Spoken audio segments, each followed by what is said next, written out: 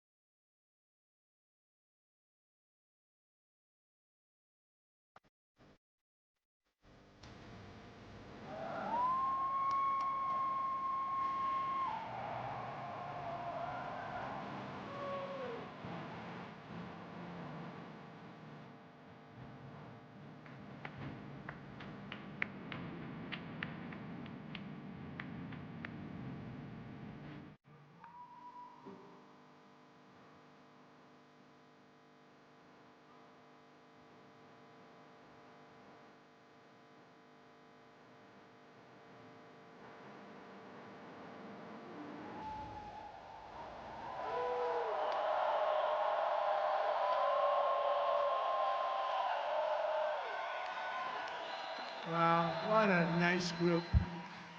And I love Miami. I love to be with the people. Many of you are not from Miami, but that's okay too. And I'm thrilled to be back in magnificent Florida, Miami, Florida, with thousands of incredible business leaders and true American patriots. That's what you are. We're gathered today on the one-year anniversary of the single most consequential election victory, they say. This is them, this isn't me. I'm a very modest person, I would never say this. The single most consequential election victory in American history. It's possible, I mean, it's possible. We've done a lot. On November 5th, 2024, the American people reclaimed our government. We restored our sovereignty.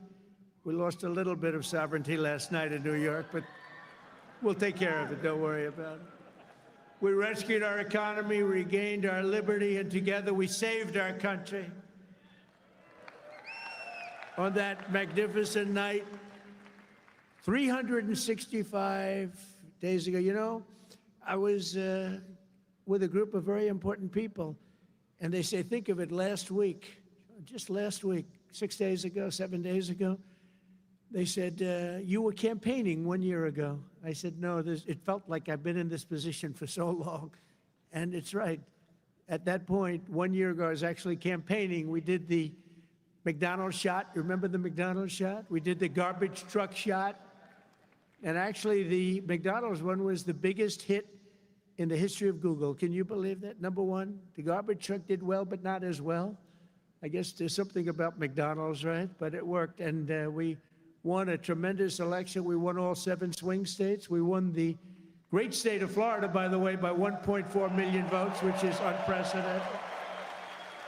Biggest victory ever in Florida, including an 11-point victory right here in a place called Miami-Dade County. We won the popular vote for the first time of any Republican in many decades. We won the Electoral College 312 to 226. And we won 86% of the counties in America. That's a big one. 2,700 to 525. I'd say that's called a landslide, right? We got more votes from African Americans than any Republican candidate in history. We also won a record share of votes from the incredible Hispanic American community. There might be a couple of us left. Biggest vote in history. And above all, we won a resounding mandate to make America great again, which is what we're doing. And every day since, I've been fighting to turn the promise made into the ultimate promise kept. We're going to do our job. We have a big job to do. We've done really well. I think it's the best 9 months, they say, of any president. And I really believe that if we can have a few more 9 months like this, you'd be very happy. You'd be very satisfied. But it's been pretty incredible, with trillions and trillions of dollars being poured back into our country by other countries and other places and people. 1 year ago, we were a dead country. Now we're a country that's considered the hottest country anywhere in the world. It's the hottest country. We are now in the hottest country anywhere in the world. And I'm pleased to report that today the United States has the strongest economy, the strongest borders, the strongest military, the strongest friendships, and the strongest spirit of any nation anywhere. We have the greatest economy right now. A lot of people don't see that. But if you look at what's happening with all the factories, AI, auto plants all over the country being built, that if you would have thought about that 2 or 3 years ago, you would have said it was the opposite. They were all leaving. Now they're all coming in. They're all coming back and then some. And I think that we can honestly say, and I think you're going to see it even more so over the next 12 months, that this is the golden age of America. This is the golden age. In the prior 4 years, crooked Joe Biden oversaw less than $1 trillion of new investment in the United States. So in 4 years, less than, think of it, less than 1 trillion. That was not doing too good. In 9 months, I've secured commitments of over $18 trillion, and we're going to have $21 trillion within the first year. So Sleepy Joe did, think of that. In 4 years, he did less than $1 trillion. We're going to have $21 trillion in 1 year. I would say it's slightly better. Slightly, just a little bit better. The stock market is set 40-time all-time record highs, and just recently, record high, record high, record high. All of them, all of the different exchanges. GDP growth in the second quarter was an amazing, almost 4%. And as you know, they said, oh, it'll be 2% or 1%. And it's been really helped a lot by the tariffs. It's been really helped incredibly, because this is really a transition period. We went from a horrible, failed country to a tremendous success. It's a transition, and yet we did almost 4%, triple and even quadruple almost every other country anywhere in the world. Think of that. In the third quarter, we're on track to achieve an estimated 4.2, maybe more, who knows. I think if you go a couple of years out, you're going to see numbers like you've never seen, because all of these places that are now under construction, they're being built, they're going to be open, and thousands of jobs, hundreds of thousands of jobs are coming in, even building them. But when they open, that's when you're really going to see the numbers. We're building some of the biggest buildings ever built anywhere in the world. The AI buildings, you know, they can cover, they show displays of them. They can cover the island of Manhattan. They're so big. They literally can cover the island of Manhattan. In 9 months, we've lifted over 600,000 Americans off of food stamps, which is a record. 1.9 million more American-born workers are employed today. Think of that. Almost 2 million American-born workers are employed today, more than when I took office. That's 9 months ago. Can you imagine that? And I tell Republicans, if you want to win elections, you got to talk about these facts, you know. It's really easy to win elections when you talk about the facts. And we have more people working now than at any time in the history of our country. Right now, we have more people working. These are things you have to talk about. It doesn't just happen. You got to tell them. It's wonderful to do them, but if people don't talk about them, then you can do not so well in elections. Wages for workers are rising at the fastest pace in over 60 years. Those are workers, and that's what we love. We love the workers. Since I took office, wages for the typical factory worker are up $1,300. Construction workers' pay is up $2,200, and miners are up nearly $5,000 this year alone. And that's good because it's not, such an extra cost to the company. It really isn't. Somebody would say, oh, it's going to cost more. The fact is that they're doing such business like they've never done. You're going to start seeing numbers coming out very soon that are going to blow your mind. Under Biden, we had the worst inflation in modern history. We had inflation that was so bad, costing the typical family about $33,000 over a period of time. Their policies send food prices up 23. They come in, when I first came in, I was in for 3 days, and one of the fake news members, they're all back there. That's a lot of press. Fake news. They said, egg prices are through the roof. I was there for 3 days, and this maniac, this lunatic person, happened to be a woman. Sir, what are you going to do about egg prices? And they had gone up like 4 or 5 times. I said, well, you just told me it has a problem. And people weren't buying Easter eggs. You believe it? I said, we're buying Easter eggs for the White House, for the egg hunt, the famous egg hunt.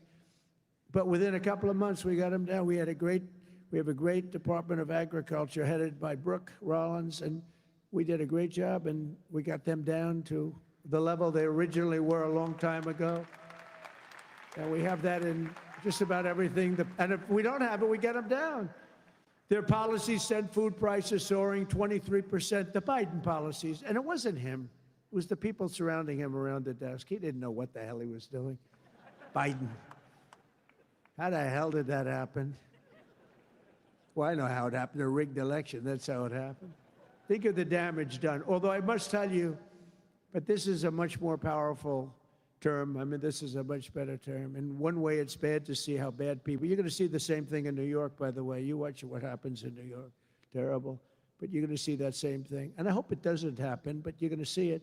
Gas prices are surging to $5 a gallon, and even higher, and mortgage rates skyrocketed by 152%.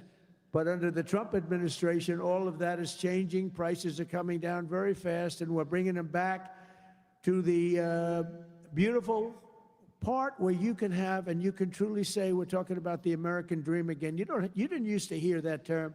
You heard it during my 4 years, and then it disappeared. Now you're hearing it again more than ever. Because we had the most successful economy in the history of our country during my first 4 years. We rebuilt the economy, cut the biggest tax cut in history. We had the biggest tax cut in history, the biggest regulation cut in history. That's why we had the great economy. And now the only difference is we're doing better this time. Actually, we're going to have a bigger, better, stronger economy than the first 4 years.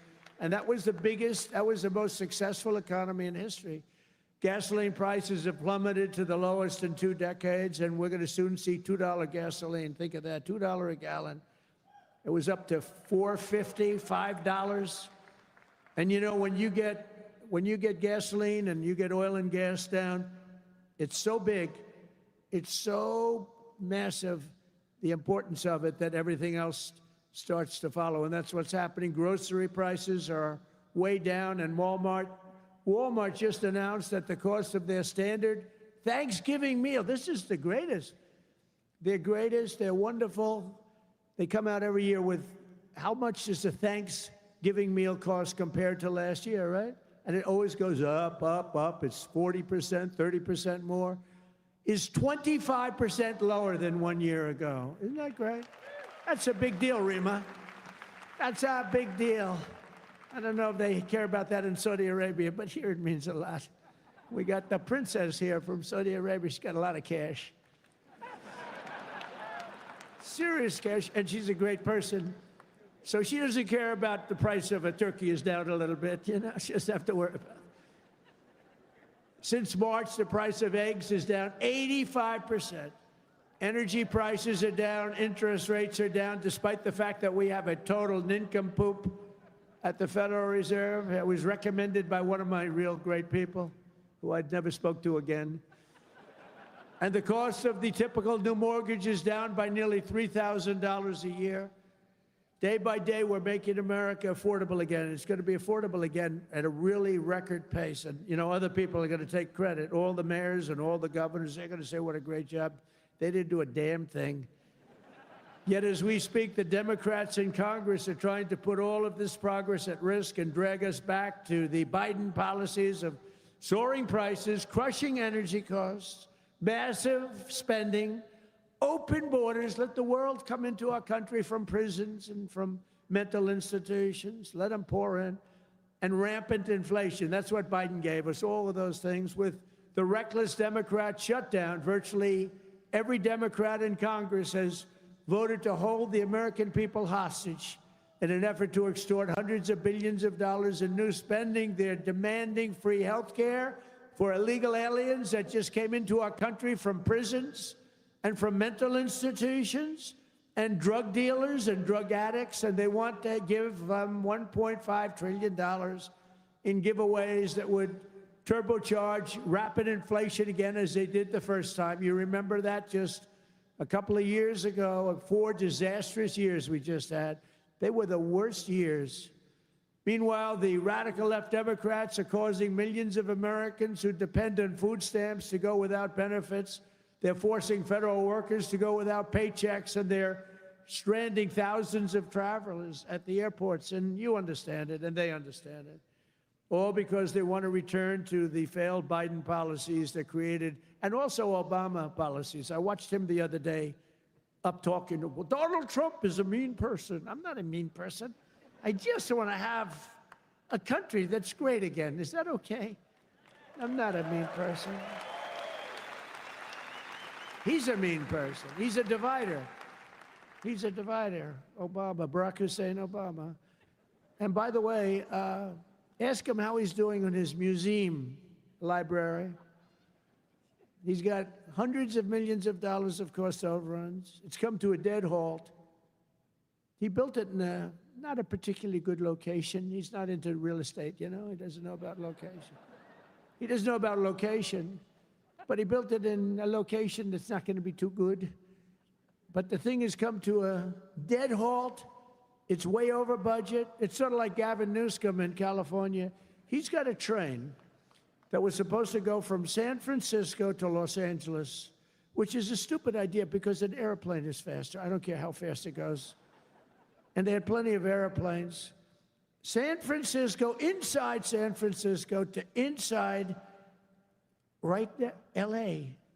And what they did is they said, oh man, this has been going on for years.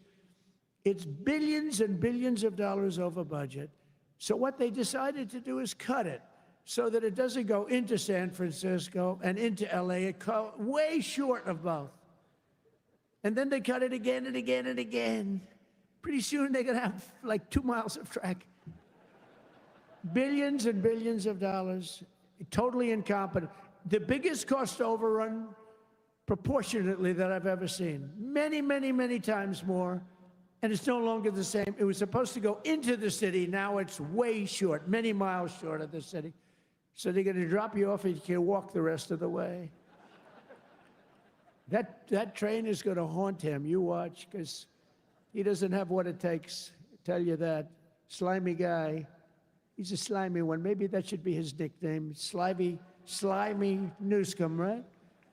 But he doesn't have it. But you look at that train, it's going to cost him. Republicans have voted 14 times to fund the government. And it's time for Chuck Schumer, crying Chuck. Remember he started crying at the airplanes?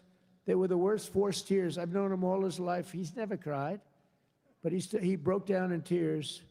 He was so devastated. He didn't know why he was crying, but he just thought it was good to do. His people told him this was a good time to cry. Crying Chuck. But it's time for Chuck Schumer and the radical Democrat Congress to stop playing games with the people's lives and to pass a clean funding bill that they've done 30 times before. And to reopen government immediately, just reopen it. They don't like it to be reopened because we're setting records. They think actually, I don't think anything's going to hurt. We are so strong now that I'm not sure that anything's going to hurt. But it would be good to open it up, take care of the people with jobs that aren't going to get paid and aren't getting paid. And no matter what, we will not let them impose their inflation-causing extremism on the American people. We're not going to pay $1.5 billion for people that came into our country illegally, okay? If you don't mind. That's what they did last time. Remember the Inflation Reduction Act? The greatest scam, one of the greatest scams. I would say some of their environmental scams were even bigger, but one of the greatest scams ever, Inflation Reduction Act. And then they admitted it had nothing to do with inflation reduction, remember? But it did actually caused massive inflation. It actually caused massive inflation. But we don't use auto pens in the Trump administration to sign things. We don't believe in that. You know, I get these guys come in with these big, beautiful documents, gorgeous, beautiful, must cost a fortune. I should check the price. But, you know, a general is being made or something, you know, some big post. And they say, sir, would you sign this, please? It's going to be a 4-star general, or it's going to be a big cabinet position, or it's going to be something with medical or whatever. I take my pen and I sign it. In his case, they walk it into a room and they give it to somebody who's no idea who Biden is. But Biden doesn't have any idea who he is either. And they have a machine sign it, the auto pen. And all of the pardons, he gave thousands of pardons to people. He had no idea about it. He didn't know about it. And therefore, all those pardons are void. You know, you have to have, it's a very complicated thing if you're going to use the machine. You have to do it properly. And he didn't have any idea what was happening. And this is what we had as a president. We don't want that. You have the opposite right now. I don't want to be braggadocious, but you have the exact, I know exactly what's happened. If you want to see what congressional Democrats wish to do to America, just look at the result of yesterday's election in New York, where their party installed a communist as the mayor of the largest city in the nation.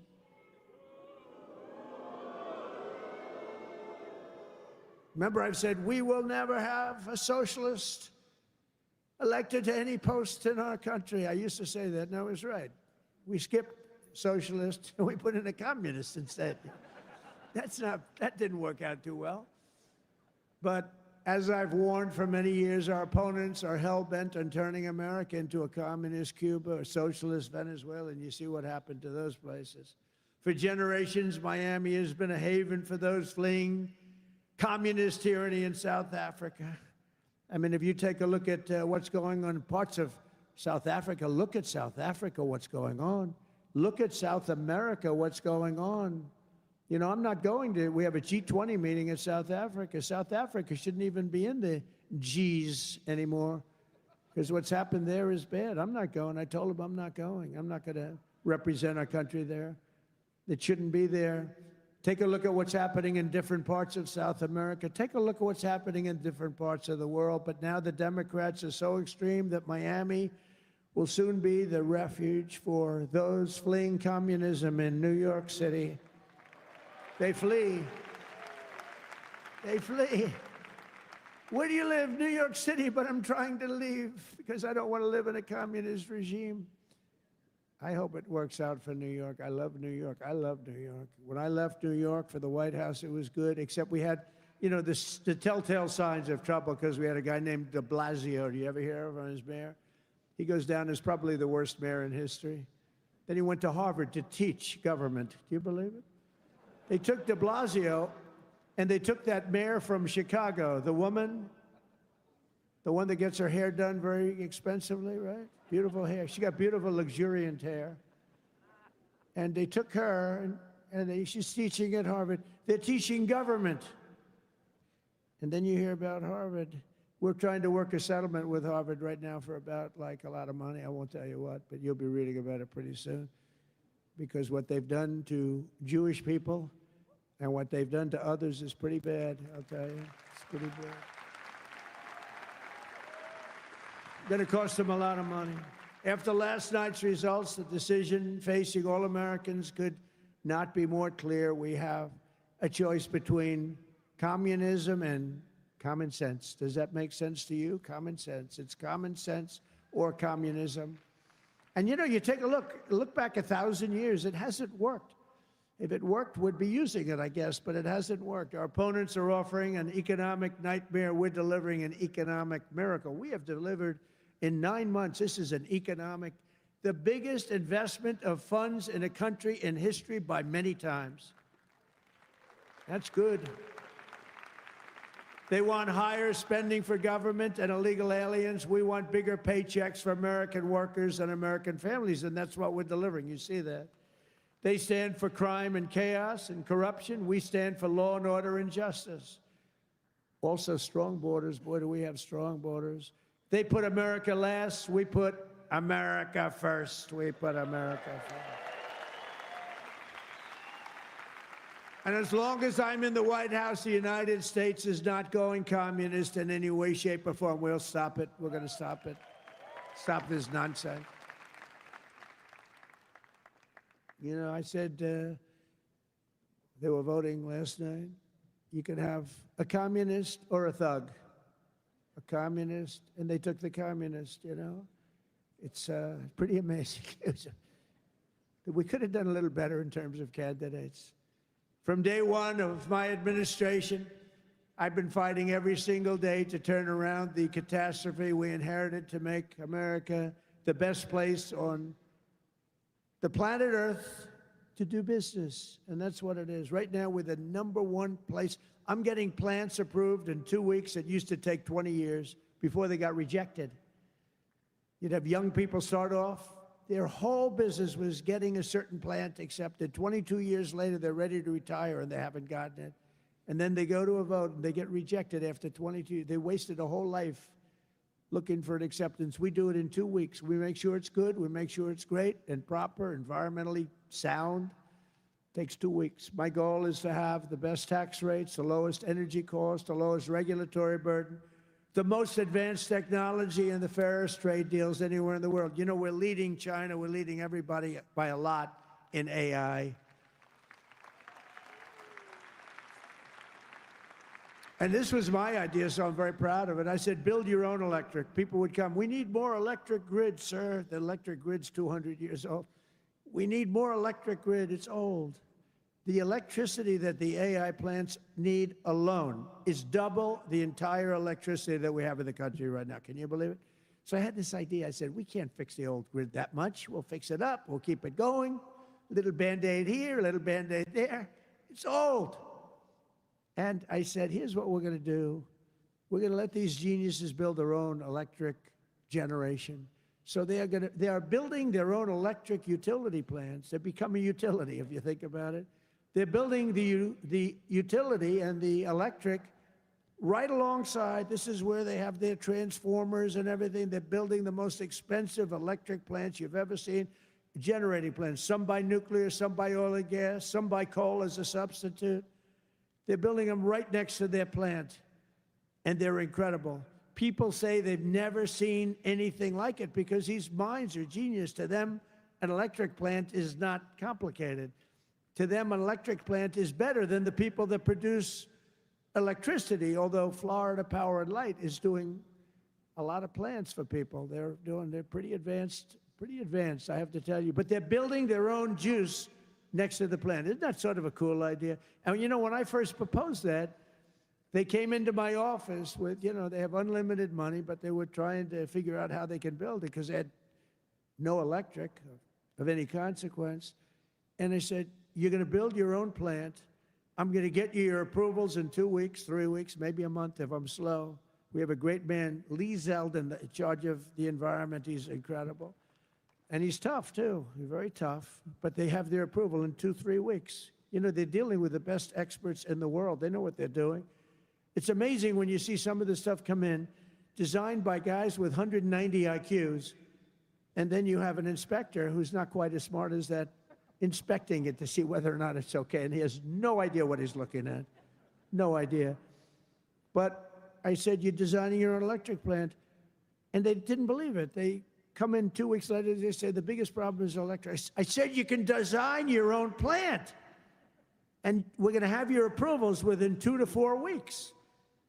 And they said, he's really serious about it. They thought I was kidding. It was so good They couldn't believe it. They'd leave and they couldn't believe it. It took me 2 or 3 times to say it. Yeah, they're designing their own electric plants, and it's unbelievable. And then they're going to sell their excess electricity back into the grid. So we benefit in that way, too. In July, I proudly signed into law the largest tax cuts in American history. Now, that's the second time. I did it the first time, but these are even larger, the great, big, beautiful bill. And that includes no tax on tips, no tax on overtime, no tax on Social Security for our great seniors, no tax on Social Security.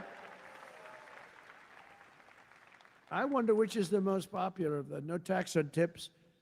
You know, I was in Nevada, in my building in Las Vegas, and I had this beautiful young waitress come up to me. I never talk about beauty anymore because politically, if you mention somebody's beautiful, that's the end of your political career. So I don't mention that she was beautiful, but she was beautiful. And she came up and I said, "How you doing?" "Oh, sir, I'm not doing well. The government is horrible on tips." I said, "Really? How do they tax? They tax tips? They tax us and they go after us. I've never seen anything like it. It's made my life miserable. Sir, there should be no tax on tips." She said to me, "No tax on tips." I said, "Say it again." She said, "Sir, there should be no tax on tips." So we had a lot of the fake news waiting for me outside of the restaurant. So I went out and I said, "Ladies and gentlemen, I have an announcement to make. There will be no tax on tips." That's how it all started. And I won Nevada. I won Nevada. Because, you know, in Nevada, every job is basically, you know, you're a waitress or you're working in a hotel. No, that's how it started. So it was amazing. We won Nevada easily, which is usually not a stronghold for Republicans, but it's become a stronghold. So I want to thank the waitress. She did a great job. But when she said those words, "Sir, there should be no tax on tips," it's amazing. Somebody else would hire a consultant, pay them millions and millions of dollars. They'll come back and they'll say, "Sir, I think you should absolutely tax tips." And you lose the election. But we also have 100% expensing for all new factories, plants, and equipment, so your businesses can write it off all in 1 year, and that's a lot of jobs you're doing and producing. That was, to me, the biggest thing in the first bill. But this is even better because this goes for a 10-year period. Upon taking office, I signed an executive order requiring that every new regulation, every time we issue a new regulation, think of this, 10 old regulations must be eliminated simultaneously. So if we give you one, you get rid of 10. And so far, for 9 months, we're exceeding that. And it's 30 to 1. For every new one we give, they're getting rid of 30 old, broken down regulations. And we've slashed nearly $1 trillion worth of regulatory burdens. We have regulations that are so old and nobody uses them, but they stymied a lot of production, a lot of jobs. And I did it the first time, and we had the largest regulation cuts in history, and now we're exceeding it this time. So it's big. It's one of the reasons we did so well then, and I think it's one of the reasons we're doing so well now. Again, we have to talk about it, because if we don't talk about it, nobody else, the fake news, is not going to talk about it. And we have streamlined permitting for the new energy and mining projects. What used to take decades now takes 28 days. And on day one, I signed an executive order to unleash American energy and officially terminate the Green New Scam. Has anyone ever heard of the Green New Scam? Remember the old thing, global warming, and then it would be too cool? And then they said global cool. They didn't know what the hell to say. So they came up with the greatest, climate change. No matter what, if it goes up, if it goes down, climate change. They're very, very smart people, but not smart for us. They're smart for them. But my policy was very simple. Drill, baby, drill. We're drilling like crazy right now.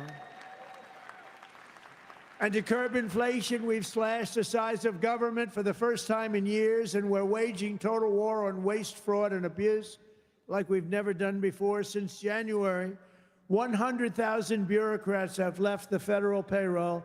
Government spending is down 2.5% this quarter compared to 1 year ago. Think of that. And in stark contrast to last administration, 100% of all new jobs created in America under my administration have been created in the private sector. 100% of the jobs have come from the private sector. Otherwise, you don't have a country.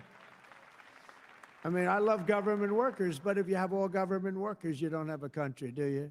At the same time, my tariffs are bringing in hundreds of billions of dollars and are helping slash the deficit this year by more than 50%. Did you see the numbers? We're going to be down 50%, anywhere from 25 to 50, but closer to 50%. Who would think that one? Those are big numbers. Now, take that out 2 or 3 years to embrace a vital industry here in Miami. I've also signed historic executive orders to end the federal government's war on crypto. Crypto was under siege. It's not under siege anymore because it's a big industry. It's a big industry, and I have a lot of people that are great people, great business people. They're in other businesses, but they're in crypto too. And it takes a lot of the pressure off the dollar. It does a lot of good things, but we're into it. Biden was vicious on crypto. They were going after these crypto guys. It was terrible. They were under indictment, but I got indicted too. I got indicted. I made a phone call. Congratulations on your victory. He made a phone call. Let's indict him. These people are the worst. Then they say, he's gone after Comey. They indicted me. They impeached me. They did everything. It's unbelievable. Who the hell else could have taken that? Do you guys know anybody else that could have taken it? I don't think so. A lot of people say, you're the only one could have taken that. I don't know if that's true, but there aren't too many. We're making the United States the Bitcoin superpower, the crypto capital of the world, and the undisputed leader in artificial intelligence. We're leading China by a lot.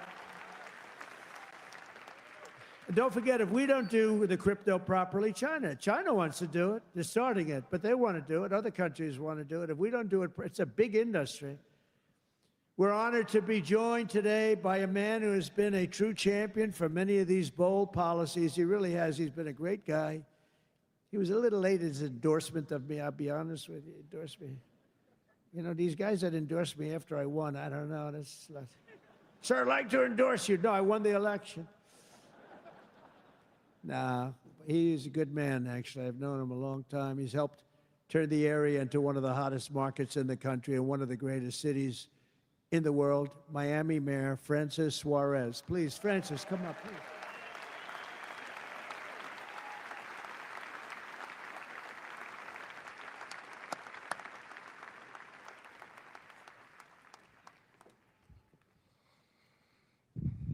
You're never gonna let me forget that one, huh? Thank you, my brother. Thank you, Mr. President. Just a little shorter than you are. Oh, it's truly a great honor to be here with you this afternoon and to have you here once again in the great city of Miami. Your leadership and your vision have shaped not only our nation, but also the future of our city. Miami's success today is rooted in the values that are deeply American: opportunity, freedom, safety, and innovation. These are values that you have championed with conviction, and they are the same values that have made Miami a symbol of what's possible.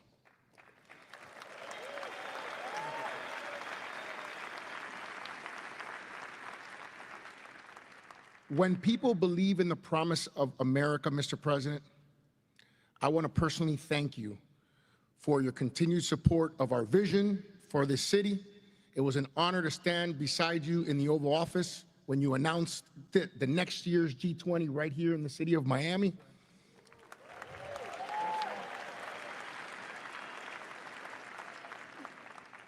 Thank you for choosing our city to host what is perhaps the most important and consequential gathering of leaders from around the world. Miami has come a long way, and we will rise to the occasion, Mr. President. On behalf of the people of Miami, it is my privilege and honor here, on behalf of my wife, the America Business Forum, Nacho, Sergio, and everyone, to give you like real estate, right? I do. Yeah. This is a key that opens some really nice presidential library real estate.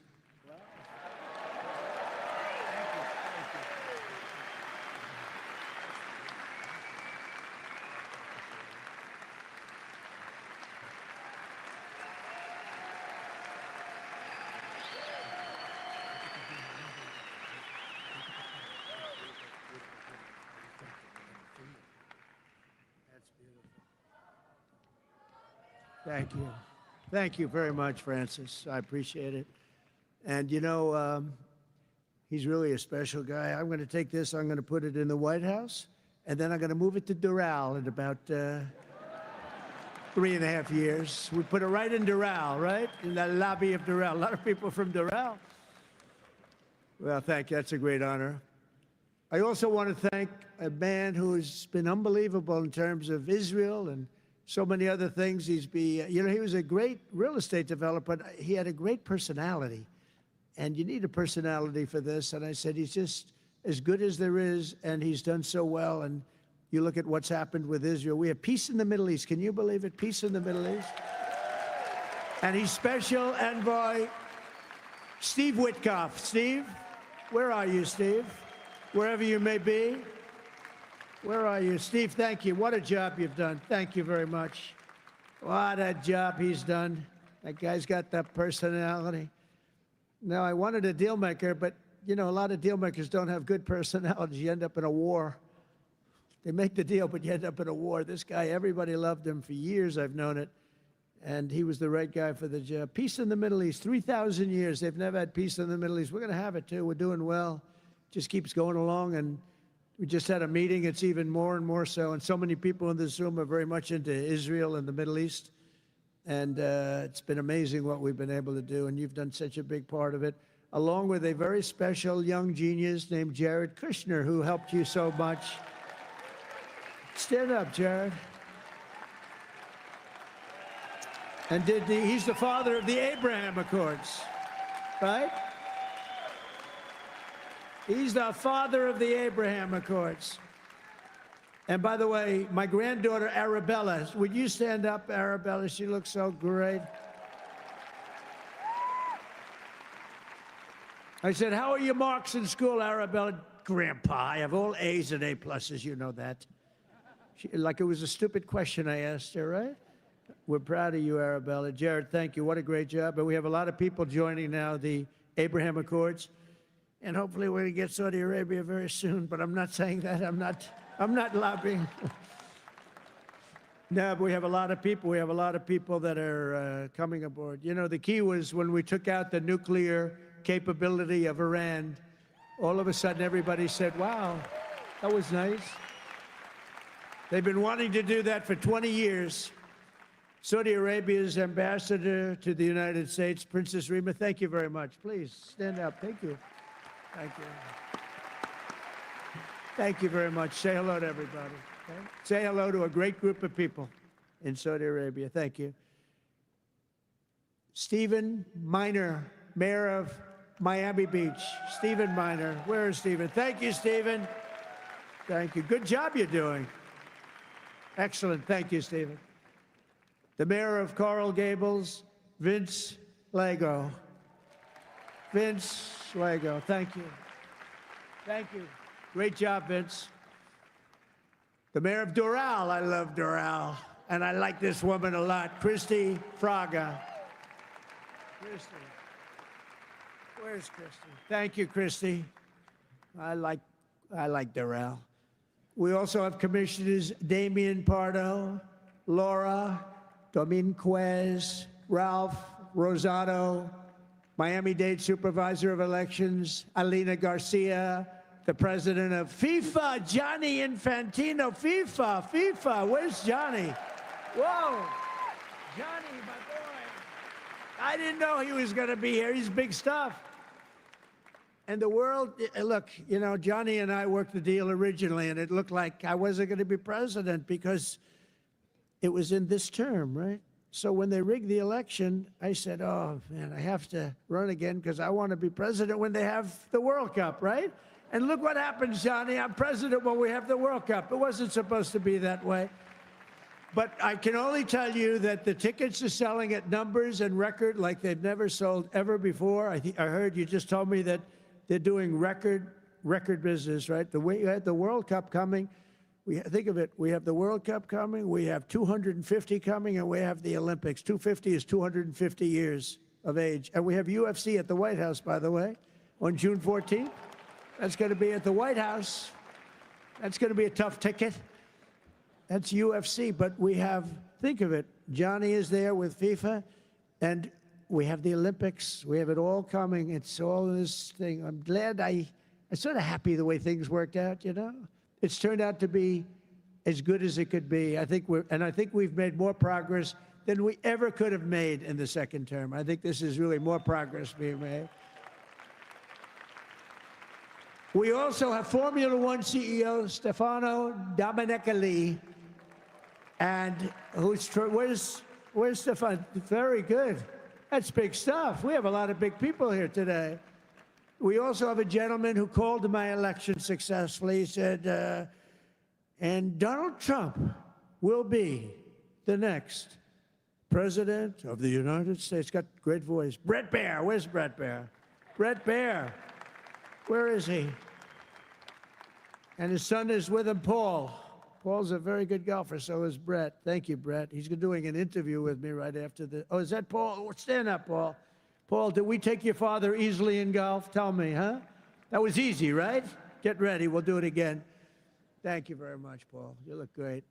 Also, I want to thank your two great senators, Ashley Moody and Rick Scott. And, you know, I just left them. Believe it or not, I had a meeting with all the senators this morning. I gave them my vision because, frankly, it's always nice to have good vision. And they are two terrific senators, and they're in Washington working hard, and they were going to come. And I said, do me a favor, stay back and work on the things you're working on. They're working on really things. And Ashley is in the election. Rick just won his election. They're two great senators that you have right here in Florida. So that's really good. And they're working to make America great again. So I said, stay back in Washington. Together with many of the people here today, we've achieved more in 9 months than most administrations achieve in 8 years. It's true. We've really done a lot. We inherited the worst border in history, and within a matter of weeks, we turned it into the strongest border anywhere in the world, and they have some pretty strong borders, but we have literally no people coming through. They do come in. They come in legally. You know, we want people to come in. We want to make it real easy for them, actually, but they come in legally. So you have to know that. We just don't want criminals coming in. We don't want people from prisons. We don't want prisons dumped into our country like Venezuela did. They emptied their prisons into our country. We don't want that, right?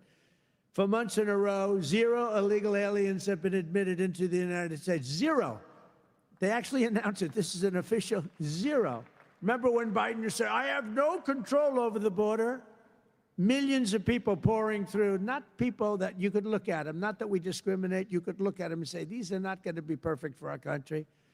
They were rough people that they let in. They had 11,888 murderers, 50% of which murdered more than one people. We don't want them. We're getting a lot of them out. Hopefully, we're going to soon have all of them the hell out of here. Either out of here or we have to put them in jail because they're so dangerous. Some are so dangerous, we don't want to bring them out. We'll just make sure they never come back in. But this is what they were putting in our country, and it's a disgrace. On day one, I signed an executive order to designate the drug cartels as foreign terrorist organizations. We had a big, strong, positive number come out just recently. The drugs coming into our country are way down. I'll tell you where they're really way down is drugs coming in through water. People are saying, no thanks. I don't think I want to ride in that boat today, please. We want you to take these drugs into the United States. You know what? I think I'll take a pass, sir. The drugs coming in by border are not much. Every boat that we hit kills, think of this, if it gets through, kills 25,000 Americans plus, but 25,000 Americans. Every time we hit a boat, we save 25,000 lives. Got to look at it that way. And we're arresting and removing thousands and thousands of dangerous gang members, MS-13, Tren de Aragua, all these gang members are being thrown the hell out of our country. And if you look at Washington, D.C., it's now a safe community. We're in Memphis now, and within 2 weeks, all of a sudden, it's like a safe community. It's really made unbelievable progress. And we're blowing up cartel terrorists. We're blowing them up linked to the Maduro regime in Venezuela and others. Look, it's not just Venezuela. But a lot of things are coming in. Look, Venezuela emptied their prisons into our country. Nobody wants that. They emptied their prisons into our country. We're liberating our cities from the scourge of violent crime, making our country safe and beautiful again. We're starting in our capital, Washington, D.C., which right now you can walk through the middle of Washington. You have no problem. 6 months ago, that wasn't the case. 1 year ago, it was a disaster. But law enforcement, our military has done an incredible job, actually. It's a safe, very, very safe city again. And it's been beautified. We're putting new medians in. We're covering the roads with nice, clean, beautiful asphalt. We're redoing the grass in the parks. It's really becoming beautiful again, and it's safe. We don't get calls that, think of it, call to the parents, your son, sir, has been killed. He came to see the Lincoln Memorial, and he's dead. No, that's not happening anymore. We run it tough. We run it very tough. Sometimes you have to be a little tough to get rid of. These are thugs. These are bad people. We're bringing them the hell out of our country where they came from. We renamed the Department of Defense to the Department of War. And, well, if you think about it, after the Second World War, they changed it to defense, right? So we won the First World War. We won the Second World War. We won everything in between and everything before, never lost a war. We still don't lose wars. Sometimes we don't fight to win.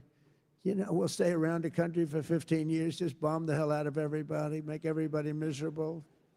Nobody knows why we're there, you know, the wars that never end. But we made it clear that the days of political correctness in our military, they're over. We don't want to get into wars. I rebuilt the military. We have the strongest military by far in the world. We make the best equipment, the best missiles, the best rockets, the best everything. We redid our nuclear. We're the #1 nuclear power, which I hate to admit because it's so horrible.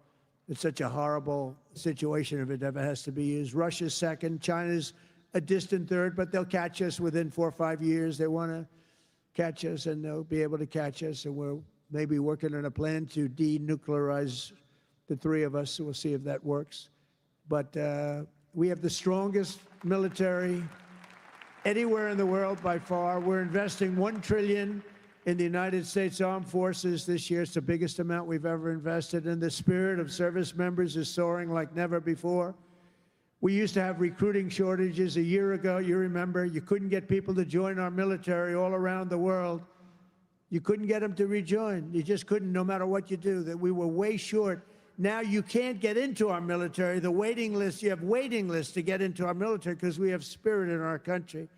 And all around the world, America is making peace, and we're really making peace through strength because they know they're not going to mess around with us. Nobody's going to mess around with us. You saw what happened. We made a deal with China last week, and we made a deal with Japan last week. We made a deal with Malaysia. They helped us so much. All great economic deals, all great. Great for everybody. In 8 months, I ended 8 wars, including Kosovo and Serbia, the Congo and Rwanda. That was going on for a long time. Pakistan and India. You know, I was in the midst of a trade deal with both of them. And then I read on the front page of a certain newspaper, I said, I don't know, mention the newspaper because it's usually fake news. But I heard they're going to war. 7 planes were shot down. An 8th was really badly wounded. But 8 planes were shot down, essentially. And I said, this is war. And they were going at it. And they're 2 nuclear nations. I said, I'm not going to make any trade deals with you guys unless you agree to peace. No way, this has nothing to do. I said, it has everything to do. Your nuclear powers. I'm not trading with you. We're not making any deals with you if you're at war with each other. A day later, I get a call. We've made peace. They stopped. I said, thank you, let's trade. Isn't that great? Tariffs did that. You know what? Tariffs. Without tariffs, that would have never happened. Israel and Iran, Egypt and Ethiopia, Armenia and Azerbaijan, and Cambodia and Thailand. All of them were in war, starting war. Some of the wars were 32 years old. One was 38 years old. Amazing. They tried to, President Putin, I spoke to him 2 weeks ago, and he said, on the one, He said, we've been trying to settle that war for 10 years. We weren't able to do it. You got to settle. I got some of these things settled in an hour. No help from the United Nations at all. The only thing I got from them was a blank teleprompter. Remember I went up there, Princess? Ladies and gentlemen, on behalf of the United States of America, President Donald J. Trump, I'm looking at the teleprompters, and I have all my friends, including your family, sitting out there, 158 leaders, some in beautiful silk white robes, others in bad shirts, bad ties, and some in beautiful shirts and ties. But they're all the leaders, 158 leaders. And they're saying, President, and I'm walking up to the President Donald J. Trump, and I'm looking at the teleprompter, stone cold blank. They did it on purpose. And I think I gave my best speech. That's what I was told.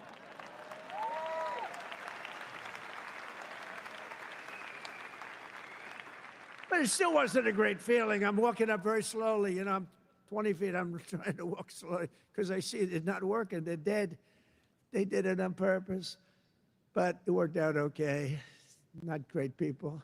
Most important of all, for 4 weeks ago, and this is very important, we brokered the historic peace deal that ended the war in Gaza. And it's a serious end, too. You know, I read a lot of people, oh, it's very tenuous. Jared and Steve, I don't think it's tenuous. Do you? I hope it isn't, because otherwise I'll have to cross it off. I'll have to say only ended 7. But that was a tough one, right? That was a tough one. But there's nothing tenuous about it. It's a serious end. Gaza has been a disaster for so many years, and I think it's an end. I think you're going to see some tremendous things happening. We just had a meeting just before I got up, and some great things are happening. And with Israel and peace in the Middle East, it's amazing, actually, what they've done. And what you two guys have done have been incredible. On day 1 of my administration, I signed an executive order to slash federal funding for any school that pushes critical race theory or transgender insanity on our youth.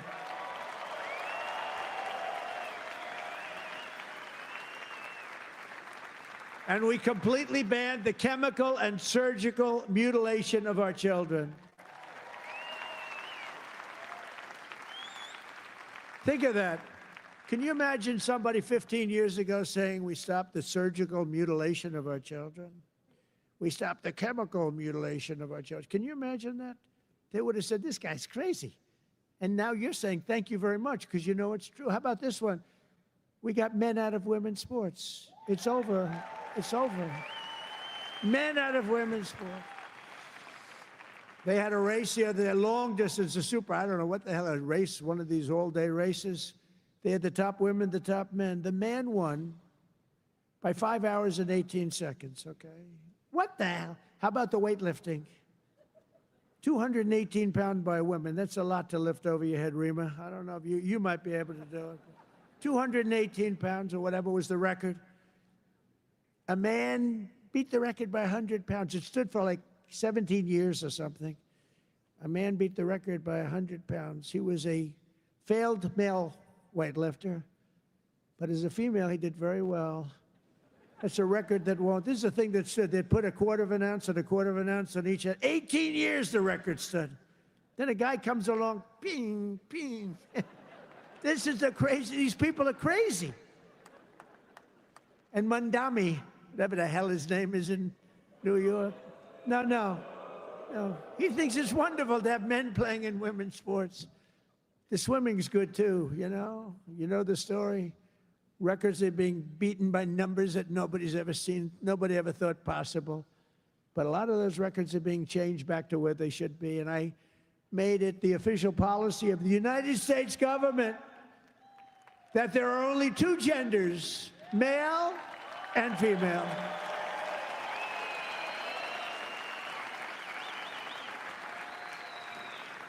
And we're restoring the name of a great president, William McKinley, to Mount McKinley, the beautiful Alaska mountain I renamed. Think of that. They took the name of McKinley. He was a great president.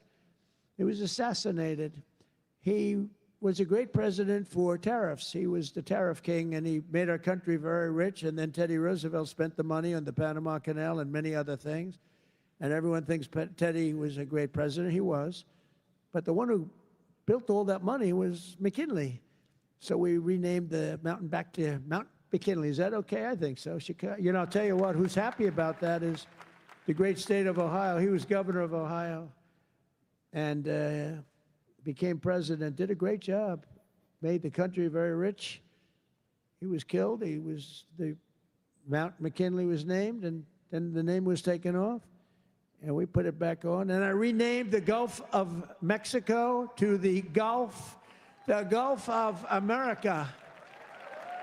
That was an easy one. That was an easy one, Johnny. That was easy. You know, look, we have 92% of the shore. I used to say when I was a child, I'd say, how come it's called the Gulf of Mexico? It's mostly America. You know, all the way, it wraps around Florida, all the way up. It's 92% of the shoreline. I said, I think to me it's the Gulf of America. Little did I know I'd have the chance to do it. I did it very quickly.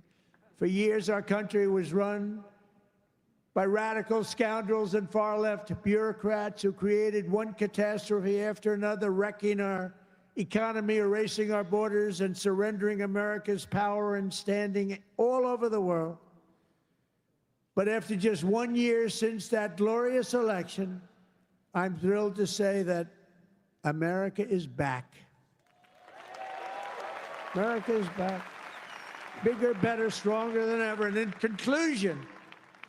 conclusion, jobs are returning, businesses are booming, and America is respected again, perhaps like never before. Our country is respected again like never. They were laughing at our country. We had a guy who couldn't walk up a flight of stairs, kept falling. It's very embarrassing. You know, at Air Force One, I go, sir, would you like the short stairs or the long? I say, give me the long every single time, please.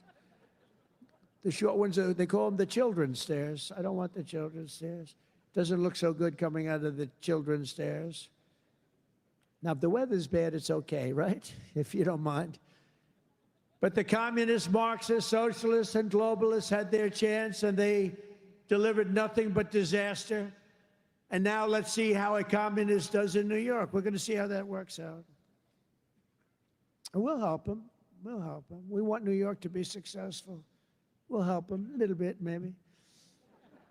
For all of these failed and discredited, really discredited, if you think, ideologies of the past, their day is over, their grip is broken, and their time is absolutely done. The golden age of America has begun, and we are just getting started. It's a golden age like you've never seen before. From the steel mills of Pittsburgh to the oil wells of Houston, from the car plants of Detroit, and those car plants are pouring into our country, to the coal mines of West Virginia. Those coal mines are opening up one after another. Clean, beautiful coal. You're not allowed to use the word coal unless you say, in my administration, unless you use 2 words before it. Clean and beautiful. Biden would say, unless you use 2 words before it, here you go, clean. He said, what happened to the other word? Remember those things? He'd say 3 words and mean 2. But the West Virginia mines are doing unbelievable now. Wyoming is doing unbelievable. It's clean, beautiful coal. And from the bright lights of Las Vegas to right here in beautiful Miami, America is proud. America is confident. America is growing and successful. America is a great nation again. We're a great nation again.